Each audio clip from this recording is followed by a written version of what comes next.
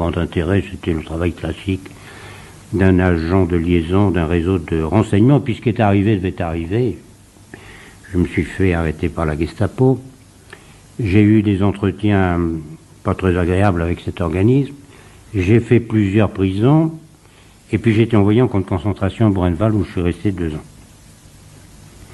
De cet univers concentrationnaire, la planète concentrationnaire, je ne vous dirai pas grand-chose, je vous dirai simplement les 2 enseignements que j'ai tirés. Je crois avoir appris là-bas, et je voudrais ne jamais le désapprendre jusqu'à mon dernier jour, à juger les hommes non pas selon leur apparence, mais selon ce qu'ils ont au plus profond d'eux-mêmes, et qui est souvent n'est pas apparent.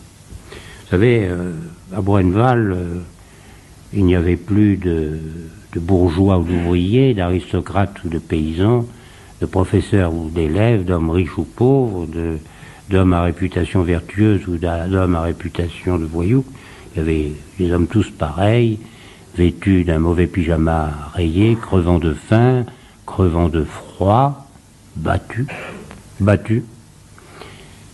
et dont la plupart tombaient pour ne jamais se relever.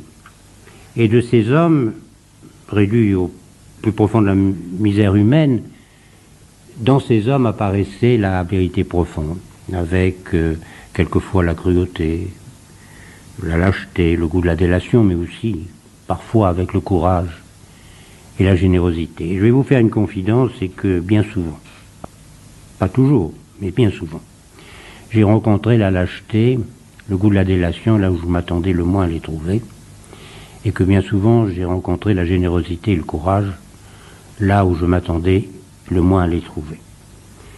La deuxième leçon que j'ai tirée de mon passage en camp de concentration, c'est que parfois, pas toujours, mais parfois la victoire sur le malheur, sur l'angoisse, sur la détresse, parfois sur la maladie, cette victoire peut être remportée avec les seules armes de la résistance intérieure et de la force morale.